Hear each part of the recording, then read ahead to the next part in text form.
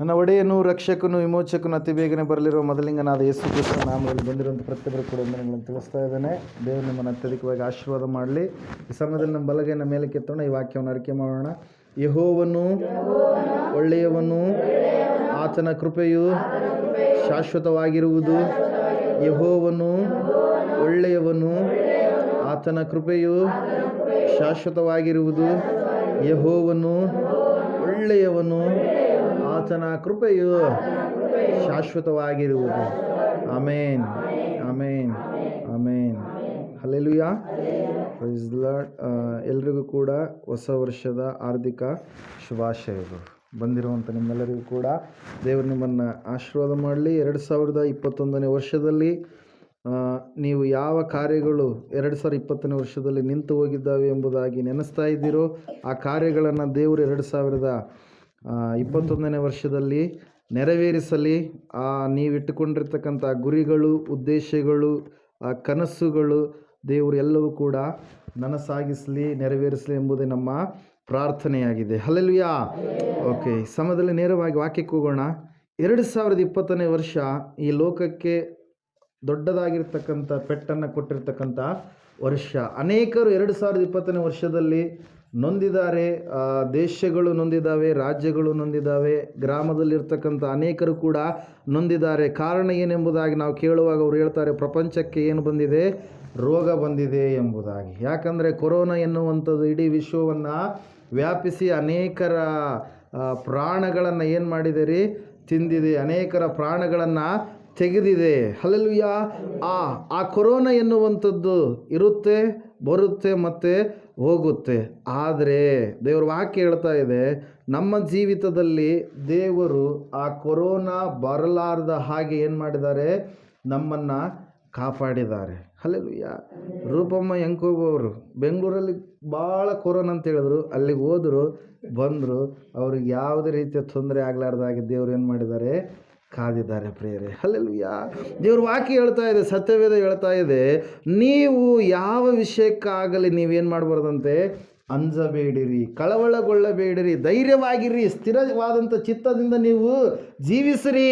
ಯಾಕಂದರೆ ನಾನು ನಿಮ್ಮ ಸಂಗಡ ಇರುವಂಥ ದೇವರಾಗಿದ್ದೇನೆ, ನಿಮ್ಮನ್ನು ಕಾಯುವಂಥ ದೇವರಾಗಿದ್ದೇನೆ, ಕಾಪಾಡುವಂಥ ದೇವರಾಗಿದ್ದೇನೆ. ಸಂದಿಗ್ಧಮಯವಾಗಿರ್ತಕ್ಕಂಥ, ಕಷ್ಟಕರವಾಗಿರ್ತಕ್ಕಂಥ ಪರಿಸ್ಥಿತಿಗಳ ಮಧ್ಯದಲ್ಲಿ ಕೂಡ ನಾನು ನಿಮ್ಮನ್ನು ಕೈ ಬಿಡುವುದಿಲ್ಲ, ತೊರೆಯುವುದಿಲ್ಲ ಎಂಬುದಾಗಿ ಪ್ರಿಯರೇ. ಹಲ್ಲೆಲೂಯಾ. ಈ 2021ನೇ ವರ್ಷ ದೇವರು ಅಪ್ಪರ ಮೂಲಕವಾಗಿ ಮಾತಾಡಿರ್ತಕ್ಕಂಥ ಮಾತು, ವಾಗ್ದಾನ ನೀವು ಓದುವಾರ ಕೇಳಿದ್ದೀರಿ. ಯೆಹೋಶುವನ ಗ್ರಂಥ 1ನೇ ಅಧ್ಯಾಯ 9ನೇ ವಚನದಲ್ಲಿ ನಾವು ನೋಡ್ತಾ ಇದ್ದೇವೆ, ನಾನು ನಿನಗೆ ಆಜ್ಞಾಪಿಸಿದ್ದೇನಲ್ಲ, ಸ್ಥಿರಚಿತ್ತನಾಗಿರು, ಧೈರ್ಯದಿಂದಿರು, ಅಂಜಬೇಡ, ಕಳವಳಗೊಳ್ಳಬೇಡ. ನೀನು ಹೋಗುವಲ್ಲೆಲ್ಲ ನಿನ್ನ ದೇವರಾದ ಯೆಹೋವನು ನಿನ್ನ ಸಂಗಡ ಇರುತ್ತಾನೆ ಎಂಬುದಾಗಿ. ಹಲ್ಲೆಲೂಯಾ. ಈ 2021ನೇ ವರ್ಷದಲ್ಲಿ ನಾವು ಯಾವ ವಿಷಯಕ್ಕೂ ಕೂಡ ಭಯಪಡುವಂಥದ್ದು ಬೇಕಾಗಿಲ್ಲ, ಅಂಜುವಂಥದ್ದು ಬೇಕಾಗಿಲ್ಲ, ಕಳವಳಗೊಳ್ಳುವಂಥದ್ದು ಬೇಕಾಗಿಲ್ಲ. ಕಾರಣ ಏನಂದರೆ ದೇವರು ನಮ್ಮ ಸಂಗಡ ಇರುವುದಕ್ಕೋಸ್ಕರವಾಗಿ ಇಷ್ಟಪಟ್ಟಿದ್ದಾನೆ, ನಮ್ಮನ್ನು ಬಲಪಡಿಸುವುದಕ್ಕೋಸ್ಕರವಾಗಿ, ನಮಗಿರ್ತಕ್ಕಂಥ ಭಯವನ್ನು ದೂರ ಮಾಡುವುದಕ್ಕೋಸ್ಕರವಾಗಿ, ನಮ್ಮ ಸಮಸ್ಯೆಗಳನ್ನು ನೀಗಿಸುವುದಕ್ಕೋಸ್ಕರವಾಗಿ, ರೋಗಗಳಿಂದ ಬಿಡುಗಡೆ ಮಾಡುವುದಕ್ಕೋಸ್ಕರವಾಗಿ ಸತ್ಯವೇದ ಸ್ಪಷ್ಟವಾಗಿ ತಿಳಿಸ್ತಾ ಇದೆ ಪ್ರಿಯರೇ, ನಾನು ನಿನಗೆ ಆಜ್ಞಾಪಿಸಿದ್ದೇನೆ. 2020ನೇ ವರ್ಷ, ಆ ಒಂದು ವರ್ಷದಲ್ಲಿ ಆಗದ ಕಾರ್ಯಗಳನ್ನು ದೇವರು ಆಗುವ ಹಾಗೆ 2021ನೇ ವರ್ಷದಲ್ಲಿ ಜರುಗಿಸಲಿಕ್ಕಿದ್ದಾರೆ ಪ್ರಿಯರೇ. ಅದರ ಸಲುವಾಗಿ ವಾಕ್ಯದಲ್ಲಿ ನಾವು ನೋಡ್ತಾ ಇದ್ದೇವೆ, ಯೆಹೋಶುವನಿಗೆ ದೇವರು ಹೇಳ್ತಾ ಇದ್ದಾರೆ, ಯೆಹೋಶುವನು ಒಬ್ಬಂಟಿಗನಾಗಿದ್ದಾನೆ. ಮೋಶೆ ಎನ್ನುವಂಥ ವ್ಯಕ್ತಿ, ನಾಯಕನು ತೀರಿ ಹೋಗಿದ್ದಾನೆ, ದೇವರ ಬಳಿಗೆ ಹೋಗಿದ್ದಾನೆ. ಆ ಸಮಯದಲ್ಲಿ ನನಗೆ ಮುಂದೆ ಯಾವ ರೀತಿಯಾಗಿ ಇವರನ್ನು ನಡೆಸಬೇಕು, 30 ಲಕ್ಷ ಜನರನ್ನು ಯಾವ ರೀತಿಯಾಗಿ ಸಂಭಾಳಿಸಬೇಕು ಎನ್ನುವಂಥ ಸ್ಥಿತಿಯಲ್ಲಿ ಇರಬೇಕಾದ್ರೆ ದೇವರು ಆತನಿಗೆ ಪ್ರತ್ಯಕ್ಷನಾಗಿ ಮಾತಾಡುವಂಥ ಮಾತುಗಳು ಪ್ರಿಯರೇ. ಆ ಮಾತುಗಳೇ ಪ್ರೋತ್ಸಾಹಕರವಾಗಿ ದೇವರು ಇವತ್ತು ನಮ್ಮ ಸಂಗಡ ಕೂಡ ಮಾತಾಡ್ತಾ ಇದ್ದಾರೆ. ನಾವು ನಮ್ಮ ಚಿತ್ತವನ್ನು ಏನು ಮಾಡಬಾರ್ದು? ಬದಲಾಯಿಸಬಾರ್ದು. ಸ್ಥಿರವಾಗಿರ್ತಕ್ಕಂಥ ಚಿತ್ತ, ಸ್ಥಿರವಾಗಿರ್ತಕ್ಕಂಥ ವಿಶ್ವಾಸ, ಸ್ಥಿರವಾಗಿರ್ತಕ್ಕಂಥ ನಂಬಿಕೆಯಲ್ಲಿ ನಾವು ಇರುವುದೇ ಆದರೆ ಆ ನಮ್ಮ ನಂಬಿಕೆ ನಮ್ಮನ್ನು ಏನು ಮಾಡುತ್ತಾರೆ? ಉನ್ನತ ಮಟ್ಟಕ್ಕೆ ನಡೆಸುತ್ತೆ ಪ್ರಿಯರೇ. ದೇವರು ವಾಕ್ಯ ಹೇಳ್ತಾ ಇದೆ, ಸತ್ಯವೇದದಲ್ಲಿ ನಾವು ನೋಡ್ತಾ ಇದ್ದೇವೆ 7ನೇ ವಚನದಲ್ಲಿ, ನನ್ನ ಸೇವಕನಾದ ಮೋಶೆ ನಿನಗೆ ಬೋಧಿಸಿದ ಧರ್ಮೋಪದೇಶವನ್ನೆಲ್ಲ ಕೈಕೊಂಡು ನಡೆಯುವುದರಲ್ಲಿ ಸ್ಥಿರಚಿತ್ತನಾಗಿರು. ವಾಕ್ಯವನ್ನು ಕೇಳಿ ನಡೆಯಲಾರದೆ ಇದ್ದರೆ ಏನಿಲ್ಲ ಉಪಯೋಗ? ಇಲ್ಲ. ವಾಕ್ಯವನ್ನು ಕೇಳಿದ ಮೇಲೆ ವಾಕ್ಯದ ಪ್ರಕಾರವಾಗಿ ನಾವು ನಡೆಯುವವರಾಗಬೇಕು. ನಡೆಯುವುದರಲ್ಲಿಯೇ, ಕ್ರಿಯೆಗಳಲ್ಲಿಯೇ ವಿಶ್ವಾಸ ಎನ್ನುವಂಥದ್ದು ಏನಾಗುತ್ತೆ, ತೋರಿ ಬರುತ್ತೆ ಪ್ರಿಯರೇ. ದೇವ್ರ ವಾಕ್ಯದಲ್ಲಿ ನಾವು ನೋಡ್ತಾ ಇದ್ದೇವೆ, ಸತ್ಯವೇದ ಹೇಳ್ತಾ ಇದೆ, ನಾನು ನಿನ್ನ ಸಂಗಡ ಇರುತ್ತೇನೆ. ದೇವ್ರು ಹೇಳುವಂಥ ಮಾತೇನ್ರಿ, ನಾನು ನಿನ್ನ ಸಂಗಡ ಇರುತ್ತೇನೆ, ನಾನು ನಿನ್ನ ಬಳಿಯಲ್ಲಿ ಇರುತ್ತೇನೆ. ಅದರ ಸಲುವಾಗಿ ದೇವರು ಏನು ಮಾಡಿದರು, ನರ ಮನುಷ್ಯನಾಗಿ ಈ ಲೋಕಕ್ಕೆ ಹೊರಟು ಬಂದರು. ಬಂದ ಮೇಲೆ ದೇವ್ರ ವಾಕ್ಯ ಹೇಳ್ತಾ ಇದೆ, ಆತನಿಗೆ ಇಮ್ಮಾನುವೇಲ್ ಎಂಬುದಾಗಿ ಏನಂತ ಹೇಳಿ ಹೆಸರಿಟ್ರು, ಇಮ್ಮಾನುವೇಲ್ ಎಂಬುದಾಗಿ. ಇಮ್ಮಾನುವೇಲ್ ಅಂದರೆ ಏನರ್ಥ, ದೇವರು ನಮ್ಮ ಸಂಗಡ ಕೂಡ ಇದ್ದಾನೆ. ಆ ದೇವರು ಯಾರ್ರೀ, ಯೇಸು ಕ್ರಿಸ್ತನಾಗಿದ್ದಾನೆ. ಅದ್ರ ಸಲುವಾಗಿ ವಾಕ್ಯದಲ್ಲಿ ನಾವು ನೋಡ್ತಾ ಇದ್ದೇವೆ ಪ್ರಿಯರೇ, ನಾವು 2021ನೇ ವರ್ಷದಲ್ಲಿ ನಮ್ಮ ಚಿತ್ತ ಹೆಂಗಿರಬೇಕು, ಸ್ಥಿರವಾಗಿರಬೇಕು. ನಮ್ಮ ವಿಶ್ವಾಸ ಹೆಂಗಿರಬೇಕು, ಸ್ಥಿರವಾಗಿರಬೇಕು. ಅನೇಕರು ವಿಶ್ವಾಸವನ್ನು ಕೆಡಿಸಿಕೊಳ್ಳುವಂಥ ಘಟನೆಗಳು ಕುಟುಂಬಗಳಲ್ಲಿ ನಡೆಯುವಾಗ ನಾವು ನಮ್ಮ ಚಿತ್ತವನ್ನು, ನಮ್ಮ ವಿಶ್ವಾಸವನ್ನು, ನಮ್ಮ ನಂಬಿಕೆಯನ್ನು ಏನು ಮಾಡಬಾರ್ದು, ಬಿಟ್ಟು ಕೊಡಬಾರ್ದು. ಹಲ್ಲೆಲೂಯಾ. ದೇವರು ಯಾವಾಗಲೂ ಕೂಡ ಸ್ಥಿರವಾಗಿರುವಂಥ ದೇವರಾಗಿದ್ದಾನೆ. ಆದರೆ ನಾವೇ ಏನಾಗ್ತೀವಿ, ಬದಲಾಗ್ತಾ ಇರ್ತೀವಿ. ಕಾಲಕ್ಕೆ ತಕ್ಕ ಹಾಗೆ ಮನೆಯ ಕುಟುಂಬ ಒಂದು ಯಾವ ರೀತಿಯಾಗಿ ನಡೀತಾ ಇರುತ್ತೋ ಆ ರೀತಿಯಾಗಿ ನಾವು ಏನಾಗ್ತಾ ಇರ್ತೀವಿ, ಬದಲಾಗ್ತಾ ಇರ್ತೀವಿ. ಸಂದರ್ಭಕ್ಕೆ ತಕ್ಕದಾಗಿ ನಾವೇನಾಗ್ತಾ ಇರ್ತೀವಿ, ಬದಲಾಗ್ತಾ ಇರ್ತೀವಿ. ಆದರೆ ದೇವ್ರ ವಾಕ್ಯ ಹೇಳ್ತಾ ಇದೆ, ನೀನೇನಾಗಬಾರ್ದು, ಬದಲಾಗಬಾರ್ದು. ನಿನ್ನ ವಿಶ್ವಾಸ ಏನಾಗಬಾರ್ದು, ಕುಂದಿ ಹೋಗಬಾರ್ದು. ನೀನು ಸ್ಥಿರವಾಗಿರ್ತಕ್ಕಂಥ ಚಿತ್ತ ಉಳ್ಳವನಾಗಿ ಜೀವಿಸುವುದೇ ಆದರೆ ದೇವ್ರ ವಾಕ್ಯದಲ್ಲಿ ನಾವು ನೋಡ್ತಾ ಇದ್ದೇವೆ, ಪ್ರತಿಫಲ ಎನ್ನುವಂಥದ್ದು ನಿನಗೆ ಖಂಡಿತವಾಗಿ ದೇವರು ಏನು ಮಾಡ್ತಾರೆ, ಅನುಗ್ರಹ ಮಾಡ್ತಾರೆ ಪ್ರೇರೆ. ಮೊದಲನೇದಾಗಿ ನಮ್ಮ ಚಿತ್ತ ಹೆಂಗಿರಬೇಕು, ಸ್ಥಿರವಾಗಿರಬೇಕು. ನಮ್ಮ ನಂಬಿಕೆ ಹೆಂಗಿರಬೇಕು, ಸ್ಥಿರವಾಗಿರಬೇಕು. ಎರಡನೇದಾಗಿ ದೇವರು ಹೇಳ್ತಾ ಇದ್ದಾರೆ, ನೀನು ಹೆಂಗಿರ್ಬೇಕಂತೆ, ಧೈರ್ಯದಿಂದಿರಬೇಕು.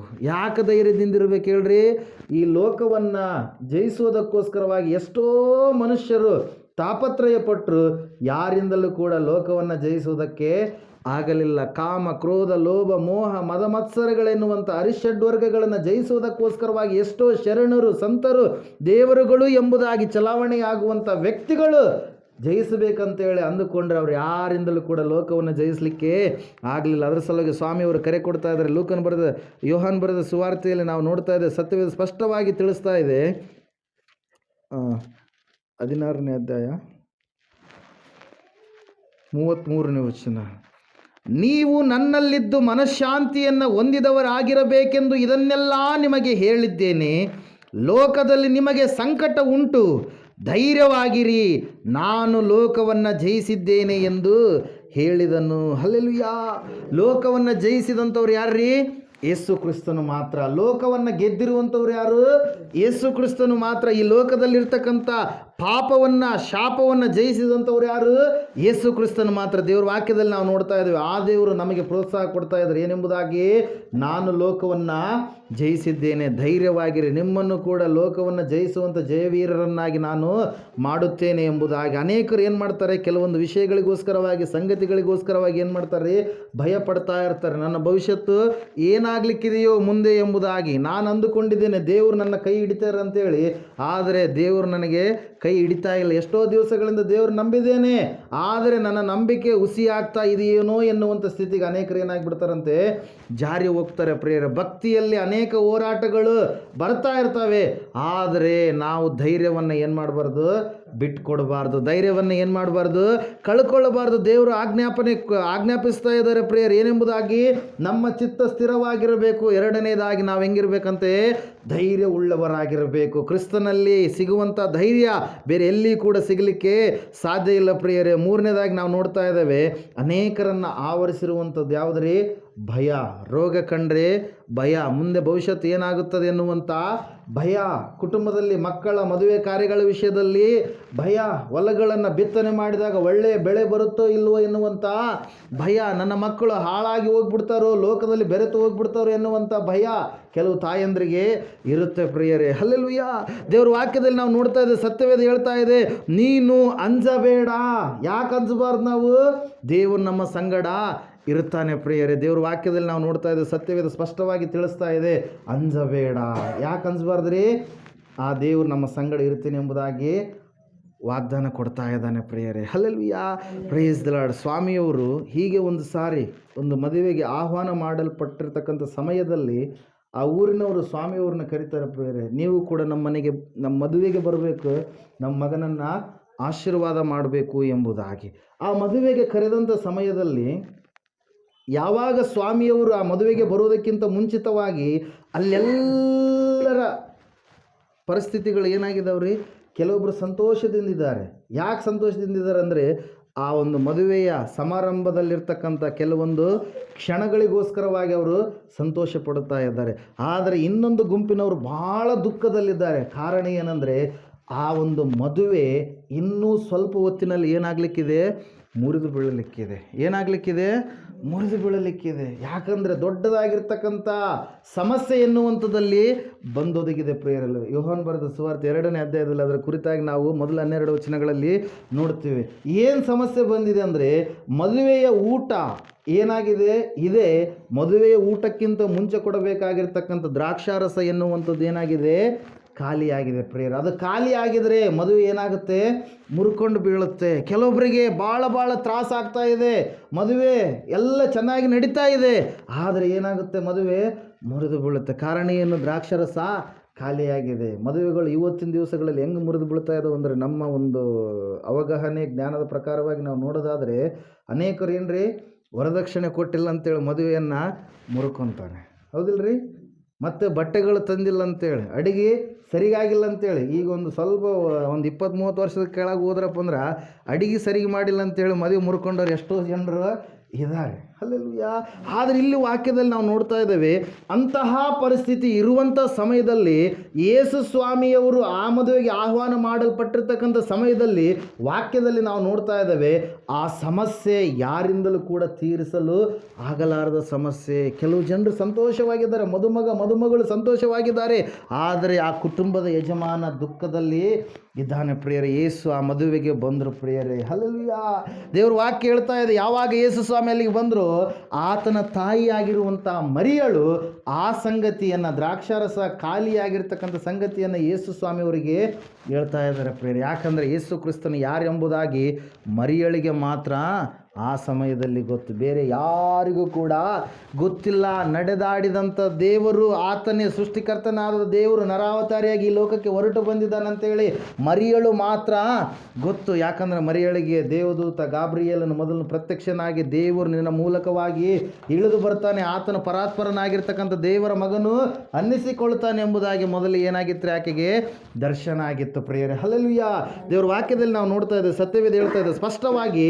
ಆ ಒಂದು ಸಮಯದಲ್ಲಿ ಆಕೆ ಹೇಳಿದಾಗ ಸ್ವಾಮಿಯವರು ಒಂದೇ ಮಾತು ಹೇಳ್ತಾರೆ, ಏನಂತೇಳಿ? ನನ್ನ ಸಮಯ ಇನ್ನೂ ಬಂದಿಲ್ಲ ಅಮ್ಮ, ನನ್ನ ಗೊಡುವೆ ನಿನಗೇಕೆ ಎಂಬುದಾಗಿ. ಹಲ್ಲೆಲೂಯಾ. ನಾವು ಅಂದ್ಕೊಳ್ತೀವಿ ಈ ಟೈಮಲ್ಲೇ ಈ ಕೆಲಸ ಆಗಿಬಿಟ್ರೆ ಆಯಿತು ಚೆನ್ನಾಗಿರುತ್ತೆ, ಆ ಕೆಲಸ ಆಗಿಬಿಟ್ರೆ ಆಯಿತು ಚೆನ್ನಾಗಿರುತ್ತೆ ಅಂತೇಳಿ. ಆದರೆ ದೇವರ ಚಿತ್ತಕ್ಕೆ ಒಳಗಾಗಿರ್ತಕ್ಕಂಥ ಕೆಲಸ ಆದಾಗ ನಮ್ಮ ಜೀವಿತದಲ್ಲಿ ಪರಿಪೂರ್ಣವಾಗಿರ್ತಕ್ಕಂಥ ಸಮಾಧಾನ ಎನ್ನುವಂಥದ್ದು ದೊರೆಯುತ್ತೆ ಪ್ರಿಯರೇ. ಹಲ್ಲೆಲೂಯಾ. ಅವರೆಲ್ಲರೂ ಭಾಳ ಸಮಸ್ಯೆಯಲ್ಲಿದ್ದಾರೆ. ಸ್ವಾಮಿಯವರು ಹೇಳ್ತಾ ಇದ್ದಾರೆ ಏನಂತೇಳಿ?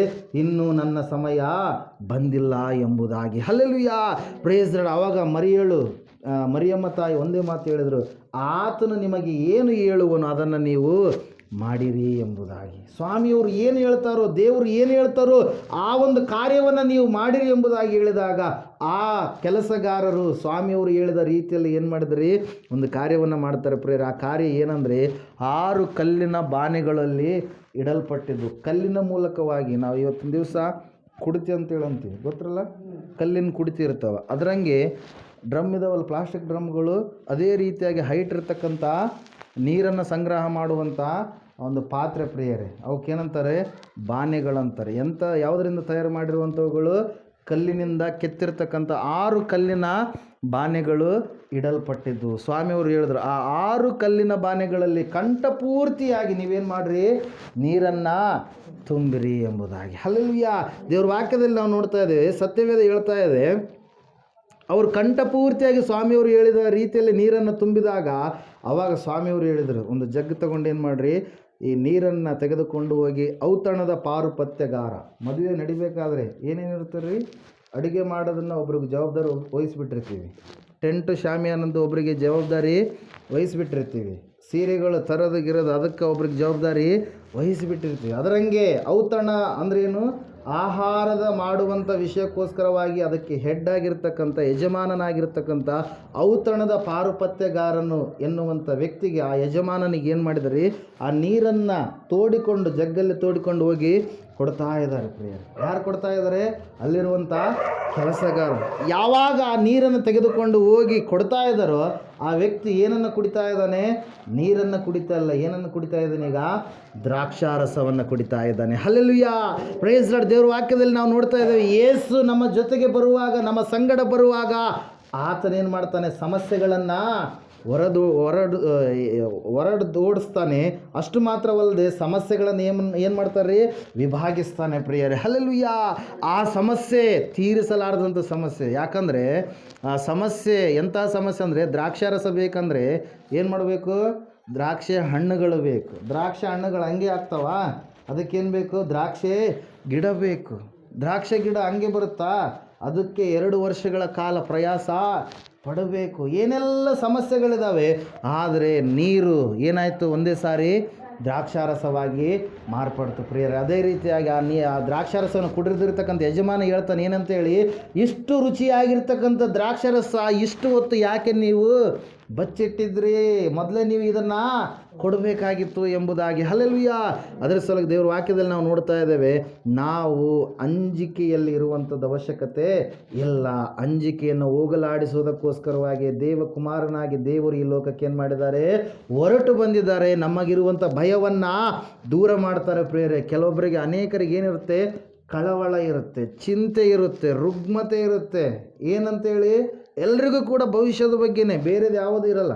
ಇವತ್ತಿಂದ ಇವತ್ತಿಗೆ ನಾಳೆ ಹೆಂಗೆ ಎನ್ನುವಂಥ ಚಿಂತೆ ಇರುತ್ತೆ ಪ್ರಿಯರೇ. ಆ ಒಂದು ಕಳವಳವನ್ನು ಕೂಡ ದೇವರು ಏನು ಮಾಡ್ತಾರೆ? ಹೋಗಲಾಡಿಸ್ತಾರೆ. ಅದರ ಸಲುವಾಗಿ ವಾಕ್ಯದಲ್ಲಿ ನಾವು ನೋಡ್ತಾ ಇದ್ದೇವೆ, ಸತ್ಯವೇದ ಹೇಳ್ತಾ ಇದೆ, ನೀನು 2021ನೇ ವರ್ಷದಲ್ಲಿ ಹೋಗುವಲ್ಲೆಲ್ಲ ನಿನ್ನ ದೇವರಾದ ಯೆಹೋವನು ನಿನ್ನ ಸಂಗಡ ಇರಲಿಕ್ಕಿದ್ದಾನೆ. ದೇವರು ನಿನ್ನ ಸಂಗಡ ಇದ್ದರೆ ನಿನಗೆ ಆಶೀರ್ವಾದ ಇರುತ್ತಾ? ಶಾಪ ಇರುತ್ತಾ? ರೋಗ ಇರುತ್ತಾ? ಅನಾರೋಗ್ಯ ಇರುತ್ತಾ? ಬಡತನ ಇರುತ್ತಾ? ಸಿರಿತನ ಇರುತ್ತಾ? Hallelujah, praise lord. ಅದನ್ನು ನಾವು ತಿಳಿದುಕೊಳ್ಬೇಕು. ಈ 2021 ದೇವರು ನಮಗೋಸ್ಕರವಾಗಿ ಕೊಟ್ಟಿರ್ತಕ್ಕಂಥ ಶುಭ ವರ್ಷ ಪ್ರಿಯರೇ. ಆದರೆ ನಮ್ಮ ಚಿತ್ತ ಏನಾಗಬಾರ್ದು? ಬದಲಾಗಬಾರ್ದು. ದೇವರಲ್ಲಿ ಇದ್ದುಕೊಂಡು ನಾವು ಜೀವಿಸುವಾಗ ದೇವರು ಖಂಡಿತವಾಗಿ ನಮ್ಮನ್ನು ಏನು ಮಾಡ್ತಾರೆ? ಆಶೀರ್ವಾದ ಮಾಡ್ತಾರೆ. 6ನೇ ವಚನದಲ್ಲಿ ನಾವು ನೋಡ್ತಾ ಇದ್ದೇವೆ, ದೇವ್ರ ವಾಕ್ಯ ಹೇಳ್ತಾ ಇದೆ, ನಿನ್ನನ್ನು ಕೈ ಬಿಡುವುದಿಲ್ಲ, ತೊರೆಯುವುದಿಲ್ಲ, ಸ್ಥಿರಚಿತ್ತನಾಗಿರು, ಧೈರ್ಯದಿಂದಿರು ಎಂಬುದಾಗಿ. ಹಲ್ಲೆಲೂಯಾ. ಈ ಲೋಕದಲ್ಲಿ ನಾವು ನೋಡ್ತಾ ಇದ್ದೇವೆ, ಮನುಷ್ಯರು ಹಣ ಇದ್ದಾಗ ನಮ್ಮ ಬಳಿಗೆ ಬರ್ತಾರೆ. ಹೆಂಗೆ ಬರ್ತಾರೆ? ಜೇನು ನೊಣ ಮುಕ್ಕರ್ಕೊಂತಾರೆ. ಹಲ್ಲೆಲೂಯಾ. ಯಾವಾಗ? ಹಣ ಇದ್ದಾಗ. ಹಣ ಇರಲಾರ್ದ ಸಮಯದಲ್ಲಿ ನಮ್ಮನ್ನು ಏನು ಮಾಡ್ತಾರೆ? ಕೈ ಬಿಟ್ಬಿಡ್ತಾರೆ ಪ್ರಿಯರೇ. ಆದರೆ ವಾಕ್ಯ ಹೇಳ್ತಾ ಇದೆ, ದೇವರಂತೆ ಆತನು ನಿನ್ನಲ್ಲಿ ಇದ್ದಾಗಲೂ ಇಲ್ಲದೆ ಇರುವಾಗಲೂ ಎಲ್ಲ ಸಮಯದಲ್ಲೂ ಕೂಡ ನಿನ್ನನ್ನು ಏನು ಮಾಡ್ತಾರಂತೆ? ಹೊತ್ತು ಸಹಿಸುತ್ತಾರೆ. ನಿನ್ನನ್ನು ಕೈ ಬಿಡುವುದೇ ಇಲ್ಲ, ನಿನ್ನನ್ನು ತೊರೆಯುವುದೇ ಇಲ್ಲ. ಒಂದು ವೇಳೆ ಎತ್ತ ತಾಯಿ ತನ್ನ ಮಗುವನ್ನು ತೊರೆದಾಳೇನೋ, ಆದರೆ ನಾನು ನಿನ್ನನ್ನು ಮರೆಯುವುದಿಲ್ಲ ಎಂಬುದಾಗಿ ದೇವರ ವಾಕ್ಯ ಹೇಳುತ್ತೆ ಪ್ರಿಯರೇ. 49ನೇ ಯೆಶಾಯನ ಪ್ರವಾದನೆ ಗ್ರಂಥ 16ನೇ ವಚನದಲ್ಲಿ. ಅದರ ಸಲುವಾಗಿ ಅಂತಹ ದೇವರು ಯಾರಿಗೆ ಸಿಕ್ಕಿದ್ದಾರೆ? ನಮಗೆ ಸಿಕ್ಕಿದ್ದಾರೆ. ಅದು ನಮ್ಮ ದೊಡ್ಡದಾಗಿರ್ತಕ್ಕಂಥ ಭಾಗ್ಯ. ದೇವರು ಇರಲಾರ್ದು ಎಷ್ಟೋ ಜನರು ಇವತ್ತಿನ ದಿವಸ ವಾಸ ಮಾಡ್ತಾ ಇದ್ದಾರೆ. ಅವರು ಅಂದುಕೊಂಡಿದ್ದಾರೆ ತಾವು ಆರಾಧನೆ ಮಾಡುವಂಥದ್ದು ದೇವರು ಎಂಬುದಾಗಿ. ಆದರೆ ಅವರಿಗೆ ನಿಜವಾಗಿರ್ತಕ್ಕಂಥ ದೇವರ ದರ್ಶನ ಆಗಿಲ್ಲ. ನಮಗಾದರೂ ನಿಜವಾಗಿರುವಂಥ ದೇವರು ಏನಾಗಿದ್ದಾರೆ? ಸಿಕ್ಕಿದ್ದಾರೆ ಪ್ರಿಯರೇ. ನಾವು ಆತನನ್ನು ಕಂಡುಕೊಂಡಿದ್ದೇವೆ ಅನ್ನುವುದಕ್ಕಿಂತ ಆತನೇ ನಮ್ಮನ್ನು ಹುಡುಕಿಕೊಂಡು ಈ ಲೋಕಕ್ಕೆ ಹೊರಟು ಬಂದಿದ್ದಾನೆ. ಆ ದೇವರು ಹೇಳ್ತಾ ಇದ್ದಾನೆ, 2021ನೇ ವರ್ಷದಲ್ಲಿ ನೀನು ಸ್ಥಿರಚಿತ್ತನಾಗಿರು, ಧೈರ್ಯದಿಂದಿರು, ಅಂಜಬೇಡ, ಕಳವಳಗೊಳ್ಳಬೇಡ, ನೀನು ಹೋಗುವಲ್ಲೆಲ್ಲ ನಾನೇ ನಿನ್ನ ಸಂಗಡ ಬರುತ್ತೇನೆ ಎಂಬುದಾಗಿ. Hallelujah, praise lord. ಅದರ ಸಲುವಾಗಿ ಸ್ವಾಮಿಯವರು ಎಲ್ಲೆಲ್ಲಿ ಹೋದರೂ ಆತನ ಸುವಾರ್ತೆಯ ಸೇವೆಯಲ್ಲಿ ಅಲ್ಲೆಲ್ಲ ಅದ್ಭುತ ಕಾರ್ಯಗಳು ಜರುಗಿದವು. ಕುರುಡರಿಗೆ ಕಣ್ಣು ಬಂದು, ಕುಂಟರು ನಡೆದಾಡುವಂಥ ಆಯಿತು, ಕೈ ಇರಲಾರ್ದಂಥ ವ್ಯಕ್ತಿಗಳಿಗೆ ಕೈಗಳು ಬಂದವು, ಅನೇಕ ಕುಷ್ಠರೋಗದಿಂದ ಸತ್ತಂಥವರು ಕೂಡ ಬದುಕಿದರು, ಕುಷ್ಠರೋಗಿಗಳು ಸ್ವಸ್ಥರಾದರು ಪ್ರಿಯರೇ, ಕಿವುಡರಿಗೆ ಕಿವಿ ಕೇಳಿಸುವಂಥದ್ದು ಆಯಿತು. ಭಯಂಕರವಾಗಿರ್ತಕ್ಕಂಥ ಪ್ಯಾರಲೈಟಿಕ್, ಪಾರ್ಶ್ವವಾಯು ರೋಗಗಳು 38 ವರ್ಷಗಳಿಂದ ಬಿದ್ದಿರ್ತಕ್ಕಂಥ ವ್ಯಕ್ತಿ, 18 ವರ್ಷ ನಡುಬಗ್ಗಿದಂಥ ಸ್ತ್ರೀ, ಅವರೆಲ್ಲರಿಗೆ ಸ್ವಸ್ಥತೆ ಆಯಿತು. ಕಾರಣ ಏನಂದರೆ ನಡೆದಾಡಿದಂಥ ದೇವರು ಈ ಲೋಕಕ್ಕೆ ಬಂದಿರತಕ್ಕಂಥ ಯೇಸು ಕ್ರಿಸ್ತನ ಏನು ಮಾಡಿದ, ಅವ್ರನ್ನ ಹುಡುಕಿಕೊಂಡು ಅವರ ಸಂಗಡ ಇದ್ದು ಜೊತೆಗಿದ್ದು ಏನು ಮಾಡಿದರೆ ಅದ್ಭುತ ಮಾಡಿದ. ಯೇಸು ಜೊತೆ ಬರುವನು, ಅದ್ಭುತವ ಮಾಡುವನು. ಯೇಸು ಜೊತೆ ಬರುವನು, ಸಮಾಧಾನವನ್ನು ನೀಡುವನು. ಯೇಸು ಜೊತೆ ಬರುವನು, ನಿನ್ನಗಿರುವಂಥ ಸಮಸ್ಯೆಯನ್ನು ಪರಿಹಾರ ಮಾಡುವನು. ಯೇಸು ಜೊತೆ ಬರುವನು, ನಿನ್ನ ಜೀವಿತವನ್ನು ಬೆಳಗಿಸುವನು. ಅದರ ಸಲುವಾಗಿ ಆ ಯೇಸು ಹೇಳ್ತಾ ಇದ್ದಾರೆ, ನಿನ್ನ ಚಿತ್ತ ಏನಾಗಬಾರ್ದು, 2021 ವರ್ಷದಲ್ಲಿ ಬದಲಾಗಬಾರ್ದು. ನೀನು ಬದಲಾಗಬಾರ್ದು. ನೀನು ಹೆಂಗಿರಬೇಕು, ಚಿಟ್ಟೆಯೋಪಾದಿಯಲ್ಲಿರಬೇಕೆ ಹೊರತಾಗಿ ಉಸಿರು ಒಳ್ಳೆ ಆಗಬಾರ್ದು. ಉಸಿರೋಳು ಅಂತೀವಲ್ಲ, ಉಸಿರೋಳ ಗೊತ್ತರ ನೋಡಿರೆ, ಕೆಲವೊಬ್ಬರು ನೋಡಿಲ್ಲಮ್ಮ. ನಾವು ಚಿಕ್ಕವರಿರ್ಬೇಕಾದ್ರೆ ಬಹಳ ಇರ್ತಿದ್ವಿ, ಇವಾಗೂ ಕೂಡ ಕಾಣಿಸಲ್ಲ. ಅಲ್ಲೆಲ್ಲೂಯ್ಯ, ಗುಬ್ಬಿಗಳೇ ನೋಡಿಲ್ಲ ಕೆಲವೊಬ್ಬರು. Hallelujah, praise lord. ಯಾಕಂದರೆ ಮೊಬೈಲ್ ಬಂದು ನೆಟ್ವರ್ಕ್ ಎಲ್ಲ ಬಂದು ಏನಾಗಿ ಬಿಟ್ಟಿದ್ದಾವೆ, ಅನೇಕ ಪಕ್ಷಿಗಳೇನಾಗಿವೆ, ಸತ್ತು ಹೋಗಿದ್ದಾವೆ, ಕಾಣಲಾರದ ಸ್ಥಿತಿಗೆ ಜಾರಿ ಹೋಗಿದ್ದಾವೆ ಪ್ರೇರೆ. ಏನು ಹೇಳ್ತಾ ಇದ್ದ, ಉಸಿರುಳ ಏನಾಗುತ್ತೆ, ಈ ಬಂಡೆ ಮೇಲೆ ಬಂದಾಗ ಬಂಡೆ ಕಲರ್ ಆಗುತ್ತೆ, ಗಿಡದಲ್ಲಿದ್ದಾಗ ಗಿಡದ ಕಲರ್ ಇರುತ್ತೆ, ಇನ್ನೊಂದು ಗೋಡೆ ಮೇಲೆ ಹೋದಾಗ ಗೋಡೆ ಕಲರ್ ಆಗುತ್ತೆ, ಮಣ್ಣಲ್ಲಿದ್ದಾಗ ಮಣ್ಣಿನ ಕಲರ್ ಆಗುತ್ತೆ, ಚೇಂಜ್ ಆಗುತ್ತೆ. ನೀವು ಯೂಟ್ಯೂಬ್ ಇದ್ದರೆ ನೀವು ಚೆಕ್ ಮಾಡಿ ನೋಡಿರಿ, ಯೂಟ್ಯೂಬಲ್ಲಿ ಚೆಕ್ ಮಾಡಿದ್ರೆ ಎಲ್ಲ ನಿಮಗೆ ಗೊತ್ತಾಗುತ್ತೆ ಪ್ರಿಯರೇ. ಹಲ್ಲೆಲೂಯಾ. ಅದರಂಗೆ ಇರಬಾರ್ದು ನಾವು. ಅಂದ್ರೆ ಏನು, ಪರಿಸ್ಥಿತಿಗಳು ಹೆಂಗೆ ಬರ್ತಾವೆ ಅದರಂಗೆ ದೇವರಿಂದ ದೂರ ಹಾಕ್ಕೊಂತ ಹೋದರೆ ನಮ್ಮಲ್ಲಿ ಆಶೀರ್ವಾದಗಳು ದೇವರು ಒಂದು ವೇಳೆ ಕೊಟ್ಟರು ಕೊಡ್ಬೋದು, ಆದರೆ ಪರಲೋಕ ಮಾತ್ರ ನಮಗೆ ಸಿಗಲ್ಲ, ನಿತ್ಯ ಜೀವ ಮಾತ್ರ ನಮಗೆ ಸಿಗಲ್ಲ. ಈ ಲೋಕದಲ್ಲಿ ಎಲ್ಲರೂ ಬದುಕ್ತಾರೆ, ಭಿಕ್ಷುಕನು ಬದುಕ್ತಾನೆ, ದೊಡ್ಡದಾಗಿರ್ತಕ್ಕಂಥ ಶ್ರೀಮಂತನು ಕೂಡ ಬದುಕ್ತಾನೆ. ಊಟ ಮಾಡೋಕ್ಕೆ ಅನ್ನ, ಉಟ್ಕೊಳ್ಳೋಕ್ಕೆ ವಸ್ತ್ರ, ಇರೋಕ್ಕೆ ಸ್ವಲ್ಪ ಜಾಗ ಇದ್ದರೆ ಎಲ್ಲರೂ ಕೂಡ ಈ ಲೋಕದಲ್ಲಿ ಬದುಕ್ತಾರೆ ಪ್ರೇರೆ. ಆದರೆ ಈ ಲೋಕ ಶಾಶ್ವತ ಅಲ್ಲ. ಶಾಶ್ವತವಾಗಿರ್ತಕ್ಕಂಥ ಲೋಕ ಒಂದಿದೆ, ಅದು ಯಾವುದು, ಪರಲೋಕ.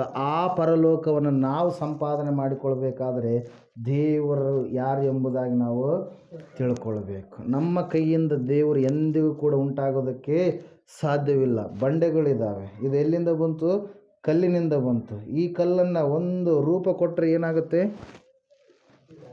ಶಿಲೆ ಆಗುತ್ತೆ. ಹಲ್ಲೆಲೂಯಾ, ಕರೆಕ್ಟ್ ಹೇಳಿದೆ, ಏನಾಗುತ್ತೆ, ಶಿಲೆ ಆಗುತ್ತೆ. ಆ ಶಿಲೆಗೆ ಬಣ್ಣ ಕೊಟ್ಟರೆ ಏನಾಗುತ್ತೆ, ಅದನ್ನು ಒಂತ ಕಿಟ್ಟುಬಿಟ್ರೆ ಏನಾಗುತ್ತೆ, ಜನರೆಲ್ಲರೂ ಅದಕ್ಕೆ ಅಡ್ಡ ಬೀಳ್ತಾರೆ ಪ್ರಿಯರೇ. ಹಲ್ಲೆಲೂಯಾ. ಅದು ಯಾರು ಮಾಡಿರುವಂಥದ್ದು, ಮನುಷ್ಯರು ಮಾಡಿರುವಂಥದ್ದು. ಆ ಬಂಡೆಯನ್ನು ಏನು ಮಾಡ್ತೀವಿ ನಾವು, ಕೆಟ್ಟ ಕೆಲಸಕ್ಕೆ, ಇನ್ನೊಬ್ಬರನ್ನು ಸಾಯಿಸೋಕ್ಕೂ ಉಪಯೋಗ ಮಾಡ್ಬೋದು ಕಲ್ಲನ್ನು. ಹಲ್ಲೆಲೂಯಾ. ಅದೇ ಕಲ್ಲನ್ನು ಒಂದು ಮೇರೆಗೋಸ್ಕರವಾಗಿ ಒಬ್ಬ ರೈತ ಬಳಸ್ತಾನೆ, ಅದೇ ಕಲ್ಲನ್ನು ಮನೆ ಕಟ್ಟುವುದಕ್ಕೋಸ್ಕರ ಒಬ್ಬ ವ್ಯಕ್ತಿ ಬಳಸ್ತಾನೆ. ಆ ಕಲ್ಲು ಏನಾಗ್ಬಿಡುತ್ತೆ, ಸ್ವಲ್ಪ ದಿವಸಗಳಾದಮೇಲೆ ಹೋಗ್ಬಿಡುತ್ತೆ. ಒಂದು ಮರ ಇದೆ, ಆ ಮರ ಬೆಂಗಳೂರಲ್ಲೆಲ್ಲ ಮರನೇ ಅಂತೀರಿ ನೀವು. ಹಲ್ಲೆಲೂಯಾ. ಕಟ್ಟಿಗೆ ಇದೆ, ಆ ಕಟ್ಟಿಗೆ ಬರಬೇಕಾದ್ರೆ ಕಾರಣ ಏನ್ರಿ, ಒಂದು ಚಿಕ್ಕದಾಗಿರ್ತಕ್ಕಂಥ ಬೀಜ ಭೂಮಿಯಲ್ಲಿ ಬಿದ್ದ ಮೇಲೆ ಅದು ಮರವಾಗಿ ಗಿಡವಾಗಿ ಬೆಳೀತು, ಗಿಡ ಆದಮೇಲೆ ಮರವಾಯಿತು, ಮರ ಆದಮೇಲೆ ಮನುಷ್ಯನು ತನಗೆ ಬೇಕಾದ ರೀತಿಯಲ್ಲಿ ಆ ಮರವನ್ನು ಏನು ಮಾಡಿದ, ಬಳಸಿಕೊಂಡ. ಕೆಲವೊಬ್ಬರು ಅದರ ಮೂಲಕವಾಗಿ ಕುಂಟೆ ರೆಂಟೆ ಮಾಡಿಕೊಂಡ್ರು, ಕೆಲವೊಬ್ಬರು ರೊಟ್ಟಿ ಮಾಡೋದಕ್ಕೋಸ್ಕರವಾಗಿ ಅಲಿಗೆ ಮಾಡಿಕೊಂಡ್ರು, ಕೆಲವೊಬ್ಬರು ಅಡುಗೆ ಸಾಮಾನು ಬೇಕಾಗಿರುವಂಥ ಚಪಾತಿ ಮಾಡೋದಕ್ಕೆ ಏನಂತಾರೆ, ಅದಕ್ಕೆ ಲತ್ತಡಿಕೆ ಮಾಡಿಕೊಂಡ್ರು. ಹಲ್ಲೆಲೂಯಾ. ಕೆಲವೊಬ್ಬರು ನಮ್ಮ ಮನೆಗೆ ಬಾಗಿಲು ಬೇಕು, ಅದ್ರ ಸಲುವಾಗಿ ಏನು ಬೇಕು, ಮರ ಬೇಕು ಅಂತೇಳಿ ಆ ಬಾಗಿಲಿಗೋಸ್ಕರವಾಗಿ ಅದನ್ನು ಮಾಡಿಕೊಂಡ್ರು. ಕಿಟಕಿಗೋಸ್ಕರವಾಗಿ ಯಾವುದು, ಒಂದು ಚಿಕ್ಕದಾಗಿರ್ತಕ್ಕಂಥ ಮರದ ಮೂಲಕವಾಗಿಯೇ ಬಂದಿರುವಂಥದ್ದು ಪ್ರಿಯರೇ. ಹಲ್ಲೆಲೂಯಾ. ಆ ಮರ ಸ್ವಲ್ಪ ದಿವಸಗಳಾದಮೇಲೆ ಏನಾಗ್ಬಿಡುತ್ತೆ, ಮಣ್ಣಲ್ಲಿ ಮಣ್ಣಾಗಿ ಹೋಗ್ಬಿಡುತ್ತೆ. ಏನಾಗುತ್ತೆ, ಮರ ಮಣ್ಣಲ್ಲಿ ಮಣ್ಣಾಗಿ ಹೋಗ್ಬಿಡುತ್ತೆ. ಅದೇ ಮರದಿಂದ ಒಬ್ಬ ವ್ಯಕ್ತಿ ಏನು ಮಾಡ್ತಾನೆ, ಒಂದು ಆಕಾರವನ್ನು ಕೊಟ್ಟು ಏನು ಮಾಡ್ತಾನೆ ರೀ, ಅದನ್ನು ಪೂಜಿಸೋದಕ್ಕೆ ಪ್ರಾರಂಭ ಮಾಡ್ತಾನೆ. ಆ ಸಮಯದಲ್ಲಿ ಆ ಮರಕ್ಕೆ ಏನಾಗುತ್ತೆ, ಚದಲು ಅಂತೇಳಿ ಅಂತೀವಿ. ಏನಂತ ಚದಲು ಅಂತೀರ, ಏನಂತೀರ, ಚದಲು ಬಡಿಯುತ್ತೆ. ಚದಲು ಬಡಿದಾಗ ಏನಾಗುತ್ತೆ, ಆ ಮರವನ್ನೆಲ್ಲ ತಿಂದುಬಿಡುತ್ತೆ ಆ ಹುಳ. ಹಲ್ಲೆಲೂಯಾ.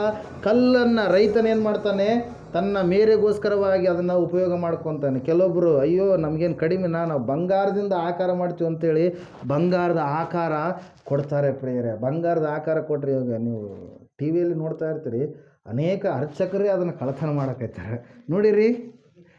ಅರ್ಚಕರು ಏನು ಮಾಡ್ತಾ ಇದ್ದಾರೆ, ಕಳ್ಳತನ ಮಾಡ್ತಾ ಇದ್ದಾರೆ. ಬಂಗಾರ ಅದನ್ನು ಏನು ಮಾಡ್ತಾರೆ, ಕಳ್ಳರ ಕೈಗೆ ಸಿಕ್ಕಾಗ ಅದನ್ನು ಅವರು ಬಿಡಲ್ಲ. ಅಂದರೆ ದೇವ್ರನ್ನ ಯಾರಾದರೂ ಅಪಹರಿಸ್ಬೋದಾ? ದೇವರು ಒಂದು ಸ್ಥಳದಲ್ಲಿ ಇರುವಾತನ, ಹಲ್ಲೆಲೂಯಾ, ಸರ್ವವ್ಯಾಪಿಯಾಗಿರುವಾತನ ಯಾರು? ದೇವರು. ಯಾರ್ರೀ? ಸರ್ವವ್ಯಾಪಿ. ನಾವು ಸರ್ವವ್ಯಾಪಿಗಳಲ್ಲ. ನಾವು ಏನಲ್ರಿ? ನಾವೇನಲ್ಲ? ಸರ್ವವ್ಯಾಪಿಗಳಲ್ಲ. ನಾನು ಇಲ್ಲಿದ್ದೀನಿ, ಗೌರಮ್ಮಜ್ಜಿಯವ್ರು ಇಲ್ಲಿದ್ದಾರೆ, ಇವ್ರು ಬಾದರ್ಲಿಗಿರೋಕ್ಕಾಗತ್ತಾ? ಆಗುತ್ತಾ? ಯಾಕೆ ಹೇಳ್ರಿ? ನಾವು ಶರೀರಧಾರಿಗಳು. ದೇವರೇನು?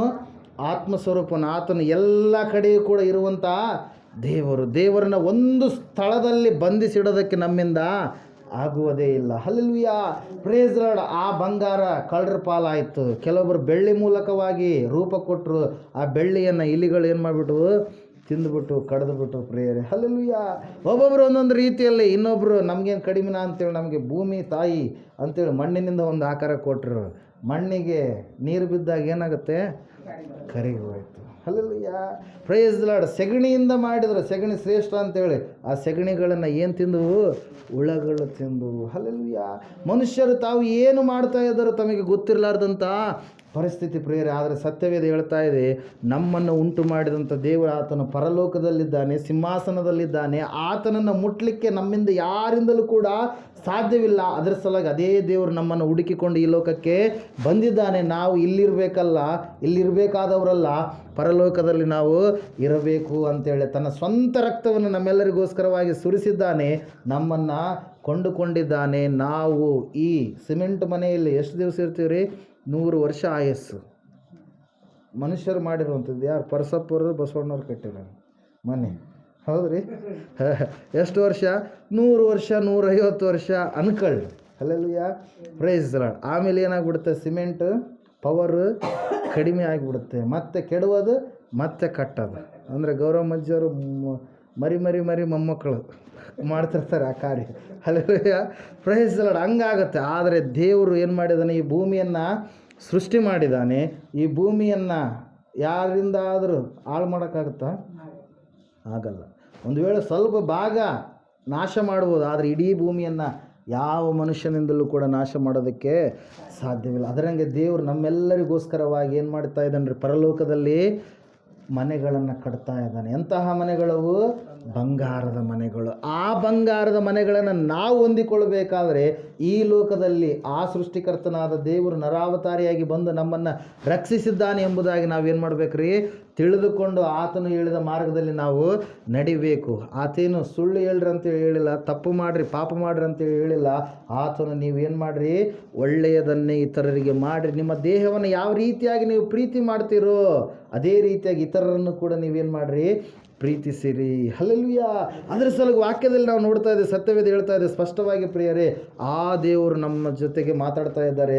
ನಾನು ನಿನಗೆ ಆಜ್ಞಾಪಿಸಿದ್ದೇನೆ, ನಿನ್ನ ಚಿತ್ತ ಸ್ಥಿರವಾಗಿರಲಿ, ನೀನು ಯಾವ ವಿಷಯಕ್ಕೋಸ್ಕರವಾಗಿ ಭಯಪಡಬೇಡ, ಧೈರ್ಯದಿಂದಿರು, ನೀನು ಅಂಜಬೇಡ, ಕಳವಳಗೊಳ್ಳಬೇಡ, ನೀನು ಹೋಗುವಲ್ಲೆಲ್ಲ ನಾನೇ ನಿನ್ನ ಸಂಗಡ ಇರುತ್ತೇನೆ ಎಂಬುದಾಗಿ. ಆ ಪರಲೋಕವನ್ನು ಕೊಡುವುದಕ್ಕೋಸ್ಕರವಾಗಿ ದೇವರು ಆ ಒಂದು ಪರಲೋಕವನ್ನು ಬಿಟ್ಟು ಧರೆಗೆ ಏನು ಮಾಡಿದ್ದಾರೆ? ಇಳಿದು ಬಂದಿದ್ದಾರೆ. ಅದುವೇ ನಮ್ಮ ನಿಜವಾಗಿರ್ತಕ್ಕಂಥ ವಾಸಸ್ಥಾನ ಪ್ರಿಯರೇ. ಅದರ ಸಲುವಾಗಿ ಒಬ್ಬ ಭಕ್ತನಾಡ್ತಾನೆ, ಏನಂತೇಳಂದರೆ, ಈ ಲೋಕ ನಮಗೆ ಶಾಶ್ವತವಲ್ಲಣ್ಣ, ಒಂದು ದಿವಸ ಬಿಡಲೇಬೇಕಣ್ಣ. ಈ ಲೋಕ ನಮಗೆ ಶಾಶ್ವತವಲ್ಲಣ್ಣ, ಒಂದು ದಿವಸ ಬಿಡಲೇಬೇಕಣ್ಣ. ಮನುಜ, ಓ ಮನುಜ,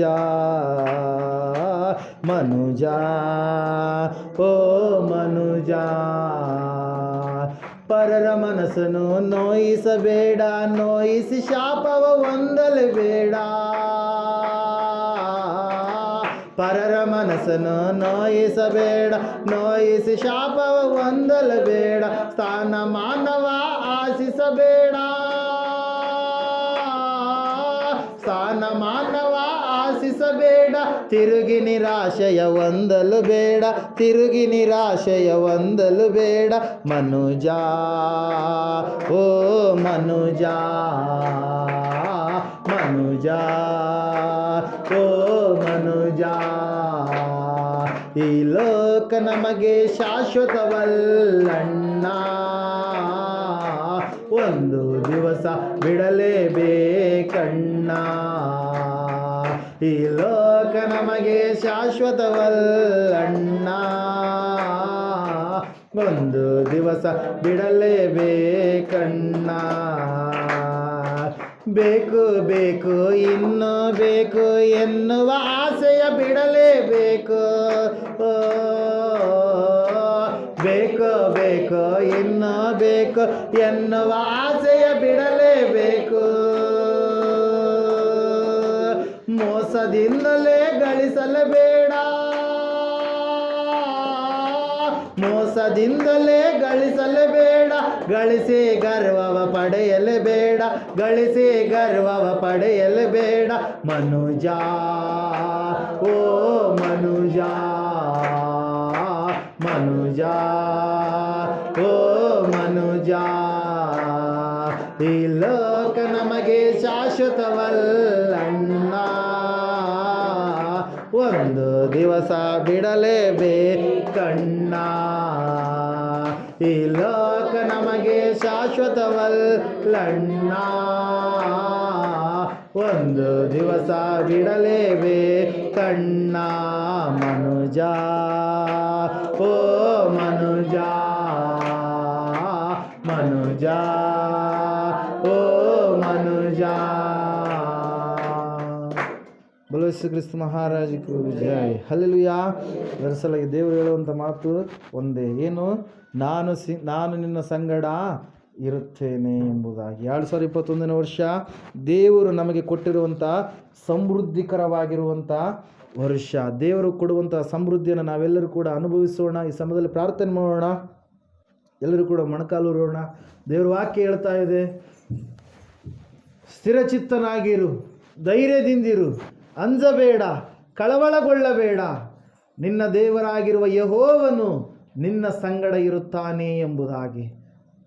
ಆ ಪ್ರೋತ್ಸಾಹಕರವಾಗಿರ್ತಕ್ಕಂಥ ಮಾತುಗಳನ್ನು ಜ್ಞಾಪಕ ಮಾಡಿಕೊಂಡು ಈ 2021 ವರ್ಷದ ಮೊದಲನೆಯ ಗುರುವಾರದಿಂದ ಹಿಡಿದು 2021 ವರ್ಷದ ಡಿಸೆಂಬರ್ ತಿಂಗಳಿನ ಕೊನೆಯ ಗುರುವಾರದವರೆಗೂ ದೇವರು ನಮ್ಮನ್ನು ಕಾಯ್ದು ಕಾಪಾಡಿ ನಡೆಸಲಿ ಎಂಬುದಾಗಿ. ಆತನು ಜೊತೆಗಿರುವಾಗ ನಮಗೆ ಕೊರತೆ ಇಲ್ಲ, ಕಣ್ಣೀರಿಲ್ಲ, ಕಳವಳವಿಲ್ಲ, ಸಂಕಷ್ಟವಿಲ್ಲ, ಮೋಸವಿಲ್ಲ, ಅಸಮಾಧಾನವಿಲ್ಲ, ಅಸಂತೋಷವಿಲ್ಲ ಎಂಬುದಾಗಿ ನೆನೆಸಿಕೊಂಡವರಾಗಿ ಈ ಸಮಯದಲ್ಲಿ ದೇವರಿಗೆ ನಾವು ಪ್ರಾರ್ಥನೆ ಮಾಡೋಣ.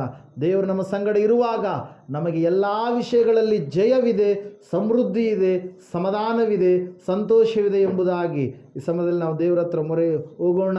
ದೇವ್ರ ವಾಕ್ಯ ಹೇಳ್ತಾ ಇದೆ, ಆತನು ನಿನ್ನನ್ನು ಕೈ ಬಿಡಲಾರದ ದೇವರು, ತೊರೆಯಲಾರದ ದೇವರು, ನಷ್ಟಕ್ಕೆ ಗುರಿ ಮಾಡಲಾರದ ದೇವರು ಎಂಬುದಾಗಿ. ಸ್ತೋತ್ರ ಸ್ವಾಮಿ. ಪರಿಶುದ್ಧನಾದ ದೇವರೇ, ಪರಲೋಕದ ತಂದೆಯೇ, ಹೌದು ಸ್ವಾಮಿ, ನಮ್ಮ ಸಂಗಡ ನೀನು ಮಾತನಾಡಿದ್ದಕ್ಕಾಗಿ ಸ್ತೋತ್ರಪ್ಪ. ಹೌದು ಕರ್ತನೆ, ನೀನು ಹೇಳಿದ್ದೀಯ, ಅಂಜಬೇಡ, ಕಳವಳಗೊಳ್ಳಬೇಡ, ಸ್ಥಿರಚಿತ್ತನಾಗಿರು, ಧೈರ್ಯದಿಂದಿರು, ನೀನು ಹೋಗುವಲ್ಲೆಲ್ಲ ನಿನ್ನ ಸಂಗಡ ಇರುತ್ತೇನೆ ಎಂಬುದಾಗಿ. ಹೌದು ಸ್ವಾಮಿ, ನೀನು ಲೋಕವನ್ನು ಉಂಟು ಮಾಡಿದಂಥ ದೇವರು, ಸೃಷ್ಟಿಕರ್ತನಾದ ದೇವರು ನೀನು. ಲೋಕವು ಕೆಟ್ಟು ಹೋಗಿರುವಾಗ ಲೋಕವನ್ನು ರಕ್ಷಿಸಿದಂಥ ಲೋಕದ ರಕ್ಷಕನು ನೀನಪ್ಪ. ಅದಕ್ಕಾಗಿ ಸ್ತೋತ್ರಗಳು ಸ್ವಾಮಿ. ಹೌದು ಕರ್ತನೆ, ನೀನು ಭಾಷೆ ಕೊಡ್ತಾ ಇದ್ದೀಯ, ವಾಗ್ದಾನ ಮಾಡ್ತಾ ಇದ್ದೀಯ, ನಾನು ನಿನ್ನ ಸಂಗಡ ಇರುತ್ತೇನೆ ಎಂಬುದಾಗಿ. ಈ ಆರಂಭದ ಸ್ವಾಮಿ ದಿನಗಳು ಮೊದಲುಗೊಂಡು 2021 ವರ್ಷದ ಅಂತ್ಯದ ದಿನದವರೆಗೆ ನಮ್ಮ ಸಂಗಡ ಜೊತೆಗೆ ನೀವೇ ಇದ್ದು ಎಲ್ಲ ರೀತಿಯಿಂದಲೂ ಜಯವನ್ನು ಅನುಗ್ರಹ ಮಾಡಿ ನಡೆಸಬೇಕೆಂಬುದಾಗಿ, ಅದ್ಭುತ ಆಶ್ಚರ್ಯ ಕಾರ್ಯಗಳನ್ನು ಜರುಗಿಸಬೇಕೆಂಬುದಾಗಿ. ಕರ್ತನೆ, ಇವರಲ್ಲಿ ಯಾರಿಗೆ ಸಂತಾನ ಭಾಗ್ಯವಿಲ್ಲವೋ ಸಂತಾನ ಭಾಗ್ಯವನ್ನು ಅನುಗ್ರಹ ಮಾಡಿ. ಕರ್ತನೆ, ಇವರ ಕುಟುಂಬದಲ್ಲಿ ಯಾರಿಗೆ ಸ್ವಾಮಿ ಮದುವೆಯ ವಯಸ್ಸಾಗಿ ಮಕ್ಕಳಿಗೆ ಮದುವೆ ಮಾಡಲಾರದ ಸ್ಥಿತಿಯಲ್ಲಿದ್ದಾರೋ ಮದುವೆ ಕಾರ್ಯಗಳು ಜರುಗಿಸಲ್ಪಡಲಿ.